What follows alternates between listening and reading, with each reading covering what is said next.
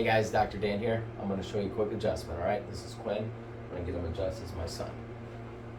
Alright, so I'm going to start in the thoracic spine, mid back. So I'm going to have him take a breath in, all the way out. Good. Alright, breath in again, all the way out.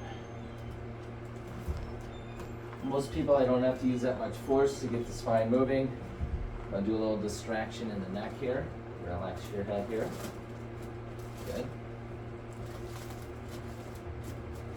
Okay. All right. I'm going to have him lay on his left shoulder. So go ahead and lay on your back or on your shoulder. We'll get his lower back adjusted here. And this side up. On the back. There. Roll him over. So you gotta get the pelvis adjusted here. Good. All right. Onto your back. So that was a lower back adjustment. Now I'm going to finish off with his neck here. Slide down here a little bit. Good. Again, I put the head in flexion to help open up the joints so I don't have to use so much force with the neck.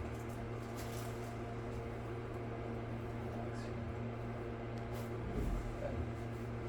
First side. Relax, good. There you go. There's an adjustment.